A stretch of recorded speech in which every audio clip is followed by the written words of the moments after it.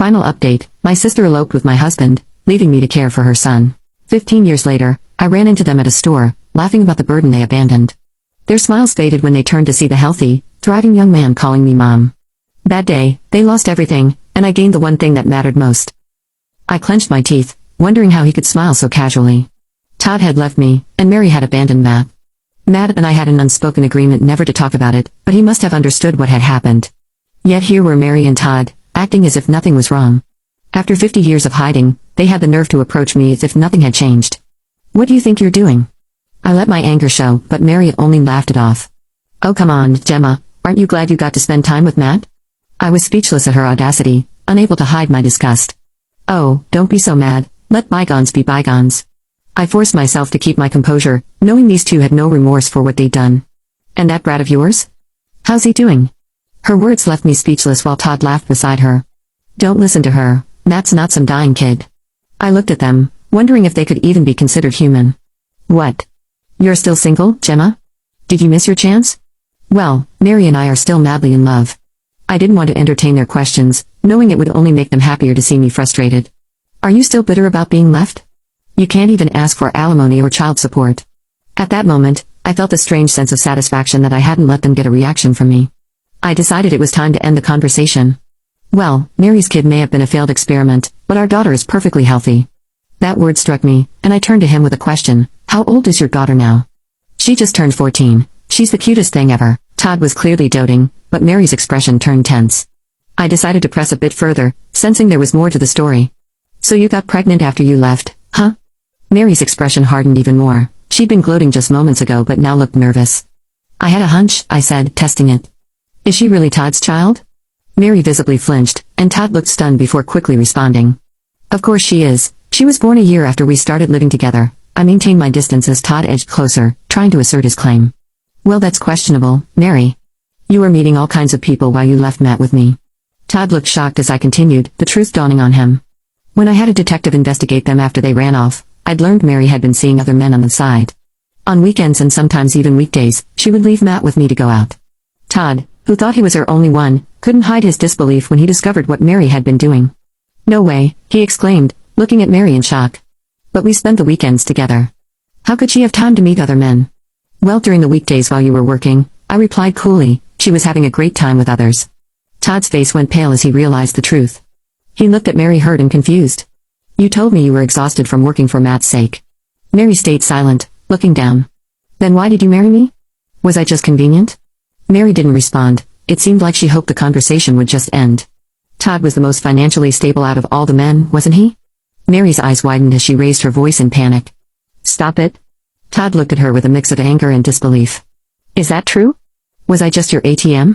Mary was silent, her face red with embarrassment. I continued calmly revealing what I'd found out from the detective. "I have recordings of conversations with your friends where you called Todd your ATM." Mary froze, realizing how deep her secrets had been exposed. Todd looked even more devastated, unable to hide the hurt on his face. "So our daughter might not even be my child?" "No. That's ridiculous. She's yours." She grabbed his arm desperately trying to convince him, but Todd's trust in her was clearly shattered. "Well, I don't have any proof about that," I said coolly, "but you can easily find out with a DNA test." Mary's face turned pale as I suggested it, her confidence shaken. "No. There's no need for that. She's Todd's daughter." I didn't care about Mary's insistence. I was only here to stand up for Matt after they treated him so cruelly.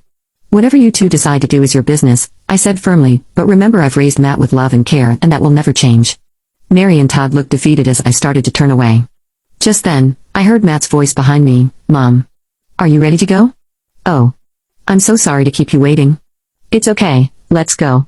Mary and Todd stared at Matt, unable to recognize the confident young man before them. "Wait. Is that Matt?" Mary pointed, her hand shaking in shock. Matt was dressed sharply in a suit, looking healthy and strong, nothing like the weak child she had abandoned. "Yes. This is Matt. He's now 20 and thriving. I remember everything, even though I was young. I know who you two are, my biological mother and her lover." Todd looked horrified as he took in Matt's calm but firm expression. "But weren't you supposed to be really sick? I thought you only had 6 months." "No. Matt was never sick." That 6-month story was something Mary invented. After Mary left, I'd taken Matt to the hospital. The doctors diagnosed him as malnourished due to a poor diet, not with any life-threatening illness. There was no illness, he just needed proper food and care. Mary turned bright red with embarrassment as I continued, I tried but he's such a picky eater. Todd's face showed disgust realizing how she had neglected Matt's health. Matt eats well now, he's healthy and strong and even played sports in high school. I'm studying to become a doctor so other kids don't have to go through what I did. Todd and Mary both gasped at Matt's statement. I had no idea you'd come so far, Todd said incredulously. And there's no need for Mary to insult him anymore by calling him names. Mary looked away ashamed. If she had raised Matt he'd never have achieved this future. She opened her mouth to say something but Todd interrupted, I want a divorce. What? Why? No. You can't be serious. Mary clung to his arm, her voice frantic but Todd's expression remained firm. After learning how you neglected Matt and lied to me, I can't stay with you. Mary's breathing grew ragged as she tried to make excuses. It's all a misunderstanding. Gemma twisted the truth. But you treated me like an ATM, and now I see the truth. Mary tried to deny it but Todd's distrust was already deeply rooted. I'm done, he said turning to me with regret in his eyes. Gemma, I can never make up for what I've done, but I'm truly sorry. He bowed apologizing but I felt nothing as I watched him. I'd once felt immense anger and betrayal but time with Matt had erased those feelings. I'd moved on. Todd, Matt, and I have our own lives now. With that, I turned away from them and walked back to Matt. Let's go. Yeah. Let's go. As we turned to leave, Mary's voice called out one last time, Matt. I'm so sorry. I regret leaving you all this time. She approached, tears in her eyes, but Matt held his hand up to stop her. Don't. I remember all the times you pushed me out of the house when strange men came over. Mary's face turned pale as he continued, his voice unwavering, and I remember the day you abandoned me. I decided then that I'd never forgive you. You calling her mom? Yes. Gemma raised me. She's my real mother. Mary was silent, realizing there was no chance of reconciliation. Don't ever try to see us again. Mary collapsed in tears as Matt and I walked away. Later, I heard that Todd had a DNA test done confirming that the daughter wasn't his. He sued Mary for damages, filed for divorce, and left her for good. Mary tried retaliating by spreading rumors about him, but it only backfired, leading her to lose everything. I eventually blocked Mary's messages. Meanwhile, Matt grew up wonderfully. He got engaged to his girlfriend, and I was so proud of him. We continued living together, cherishing our time as mother and son. On his 20th birthday, I took him out to a nice restaurant. Let's make a toast to adulthood. Cheers. Clinking our glasses, I felt truly happy knowing I'd made the right choices for Matt. This moment right here was everything I'd ever wanted.